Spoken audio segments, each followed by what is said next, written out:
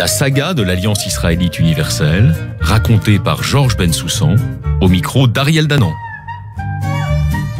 Bonjour Georges Bensoussan. Bonjour. Bienvenue dans ce nouvel épisode de la saga de l'Alliance israélite universelle qui va nous occuper tout au long de l'année 2020 puisque nous célébrons le 160e anniversaire de l'Alliance cette année, cette institution créée en 1860, et nous avons consacré l'émission précédente justement à cette fondation, aux fondateurs de l'Alliance, aux quelques pères jeunes français israélites qui ont créé cette institution en 1860. Alors nous l'avons dit également, au-delà de son œuvre politique, très vite, l'Alliance va créer un réseau d'écoles. Vous l'avez expliqué dans la précédente émission, c'est effectivement naturel pour ces Français israélites issus de l'émancipation, de la révolution de 1848, du terreau intellectuel, notamment saint-simonien, mais pas que. Finalement, l'éducation est au centre de toutes leurs aspirations. C'est ainsi qu'ils pensent pouvoir aider leur coreligionnaires. C'est également une idée qui traverse toute la France de l'époque, pas uniquement le monde israélite, nous l'avons vu il y a 15 jours. Et donc, rapidement, un grand nombre d'écoles vont être créées. Nous reviendrons sur les principaux pays lors des émissions suivantes. La première école est créée en 1862 à Tétouan. En 1864, 2 ans après, c'est Tanger et Bagdad. Et petit à petit, le réseau scolaire va s'étendre finalement du Maroc jusqu'en Perse, comme on appelle l'Iran à l'époque, en traversant la Tunisie, les Balkans, l'intégralité du Moyen-Orient. Et l'une des premières questions que l'on doit se poser à la création de ces écoles, c'est de comprendre dans quelle situation vivent les communautés juives à l'époque, notamment au Moyen-Orient et en Afrique du Nord. Et donc, dans cette émission, dans 15 jours, nous traiterons de la manière dont l'Alliance a réagi justement à cette situation des communautés. Mais d'abord, une émission un peu introductive pour comprendre comment vivaient les communautés à l'époque. Et la conclusion est assez radicale. Leur situation était extrêmement difficile, quel que soit l'endroit finalement où ils vivaient. Absolument, c'est le dénominateur commun du Maroc jusqu'à l'Irak actuel. La situation est très difficile, parfois très grave, comme au Maroc, au Yémen et en Perse, l'Iran actuel. On a souvent parlé d'une symbiose judéo-arabe. Il y a plutôt une connivence, une proximité culturelle. Ce sont des juifs de culture arabe ou de culture persane, comme on voudra. Une connivence linguistique aussi, parce que il faut pas oublier qu'un grand nombre de théologiens juifs ont écrit en arabe, mais en caractère hébraïque. On a souvent cité Maïmonide, c'est vrai. Mais ces communautés sont toutes communautés d'islam soumises au statut de dhimmi. Le statut de dhimmi est un statut de protégé, qui, vous le savez, protège les chrétiens et les juifs, les religions du livre, mais statut de protégé signifie aussi un statut de dominé. Si je suis le protégé de mon voisin, c'est que je ne suis pas son égal.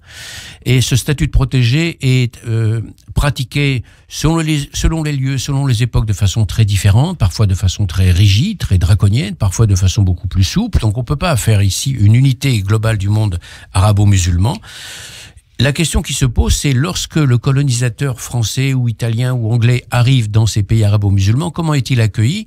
Je dirais, pour aller vite, même s'il y a des exceptions à ce que je vais dire ici, globalement, il a été très bien accueilli et accueilli même comme un libérateur sur le fond. C'est-à-dire que les premiers éléments de modernité, par exemple les juifs du Maghreb, qui constituent la moitié des juifs du monde arabo-musulman, on ne l'a pas dit, les juifs du Maghreb, dans leur ensemble, d'Algérie, Maroc et Tunisie, accueillent bien le colonisateur français. Bon. Au Proche-Orient, la situation est différente parce que là où l'influence turque a prévalu, il y a eu une sorte d'adoucissement de la dhimmitude, du statut de dhimmi. Sauf au Yémen. Et pourquoi? Tout simplement parce qu'au Yémen, il n'y a pas d'influence turque. Le Yémen a été... Les Turcs ont tenté de le coloniser en 1872, ils n'y sont jamais parvenus. Et quant à la Perse, elle n'a jamais été colonisée par personne. Donc, au Proche-Orient, le statut du dhimmi a été aboli par la loi, par l'Empire ottoman à 2 reprises. Mais aboli par la loi, c'est-à-dire dans le texte, ne signifie pas aboli dans les mentalités.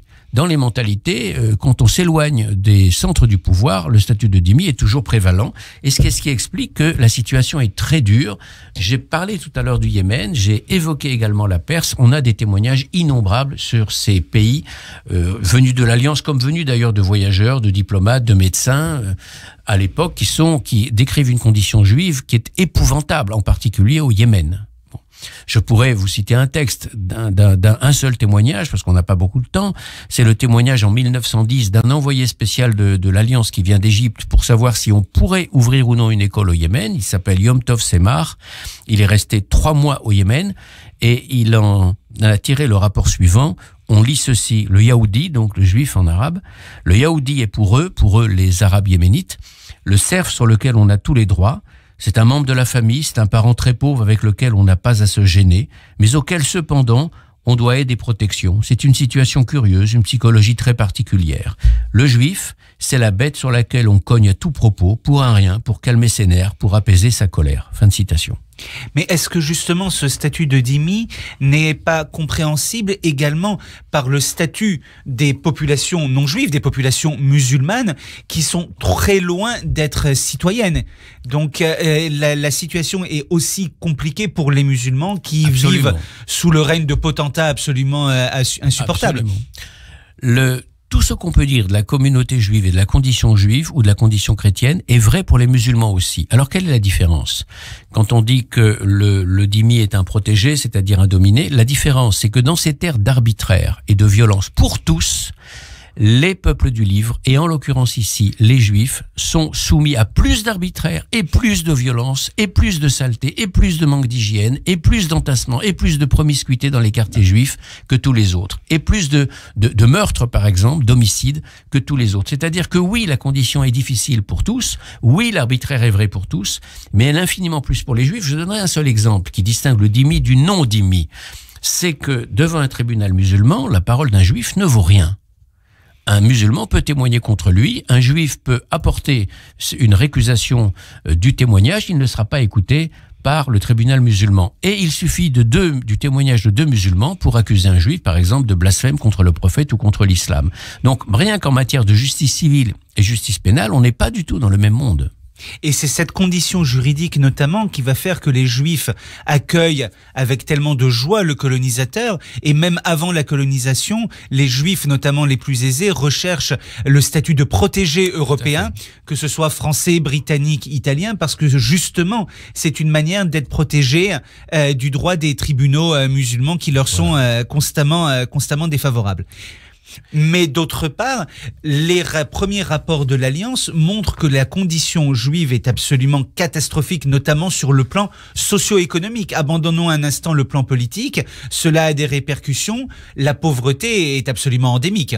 Totalement endémique, c'est-à-dire que dans des communautés juives qui sont très repliées sur elles-mêmes, il y a coexistence ou cohabitation, il n'y a absolument aucune mixité avec les autres populations, mais ça c'est vrai de toutes ces sociétés-là, hein, c'est pas vrai seulement des juifs. La synagogue est le centre de la vie sociale, mais le point commun de toutes ces communautés juives, avant l'arrivée du colonisateur, et même après d'ailleurs, c'est la détresse, et en particulier la détresse sociale. Et alors, quand on parle d'une situation abominable sur le plan social, sanitaire, hygiénique par exemple, on pourrait citer le Mela marocain, le quartier juif traditionnel, la Khara tunisienne. En Algérie, il n'y a pas de Mela, mais il y a des quartiers juifs caractéristiques. Ce qui est frappant, je reprends l'expression d'André Chouraki, il a parlé à propos de ces quartiers juifs d'Afrique du Nord de quartiers concentrationnaires. Et c'est très juste quand on voit la densité de population, parce qu'on peut dire à juste titre, mais la vie est très difficile pour tous, mais regardons simplement les chiffres de densité. À Casablanca, à la fin du 19e siècle, la densité pour toute la ville se monte à 6 000 habitants au kilomètre carré. Mais dans les quartiers musulmans, on est à 92 000 habitants au kilomètre carré. Il s'agit de bidonvilles. Mais dans le quartier juif, le Mela, on est à 215 000, 2 fois plus. Donc, oui, la pauvreté pour tous, mais c'est carrément la pauvreté la plus dégradante qui soit dans le quartier juif. Alors, qu'est-ce que ça signifie concrètement? Le Mela, c'est un quartier aveugle, où le soleil ne pénètre pratiquement pas. Il n'y a pas de jardin. Il n'y a pas d'herbe, il n'y a pas d'arbre, il n'y a pas d'eau, il y a peu de soleil, il n'y a pas de voirie. Là, les rapports sont très abondants, et pas seulement des rapports de l'Alliance, mais des rapports de voyageurs, de diplomates et de médecins, où les ordures s'entassent aux portes des Mélas. Il y a évidemment, quand l'eau courante parviendra dans les grandes villes, dans la Médina, des villes arabes, c'est-à-dire les quartiers les plus privilégiés, il n'y a pas de courante au Mélas, pas plus d'ailleurs dans la Médina arabe. D'ailleurs, il n'y a pas d'électricité, bien sûr. Comment se présente l'habitat? L'habitat dans les Mélas les plus pauvres, c'est une pièce par famille. Et souvent une pièce aveugle, la seule source de lumière, c'est la porte qui donne directement sur la rue. Mais il n'y a pas de fenêtre, par exemple. La promiscuité, donc, dramatique, ça on l'a les rapports des médecins le signalent, l'absence d'hygiène, l'inceste est donc particulièrement fréquent. La saleté, ça revient également dans toutes les descriptions de l'Alliance, c'est-à-dire qu'on a affaire à une misère générale, très répandue, avec tous les fléaux liés à la misère, qu'on verra sans doute dans une autre émission à travers les rapports des directeurs et des directeurs adjoints des écoles de l'Alliance, la prostitution occasionnelle, tout simplement parce que c'est la misère,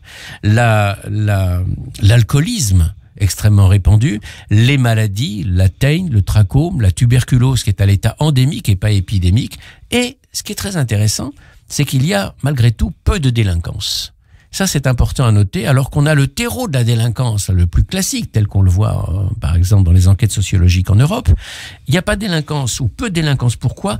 Parce qu'on a affaire à des sociétés fermées, très structuré, où l'encadrement religieux est très fort, où le pouvoir de la synagogue et du rabbin de la synagogue est extrêmement prégnant comme véritable maître spirituel de la communauté. Donc on n'a pas des communautés désarticulées, déstructurées, on a des communautés structurées qui vivent dans une situation de misère endémique, mais qui ne sont pas dans une situation d'insécurité culturelle.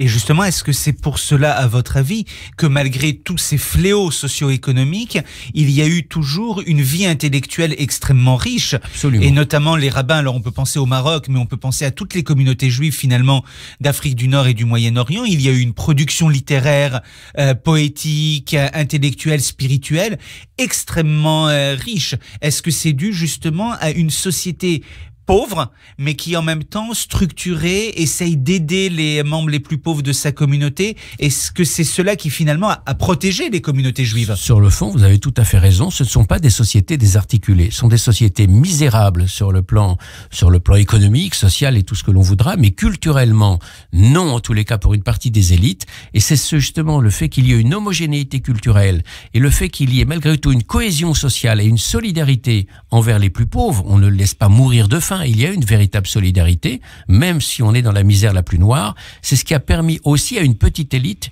une production intellectuelle de grande qualité, de grande ampleur aussi, qui a été souvent méconnue parce qu'elle a été écrasée par le judaïsme d'Europe.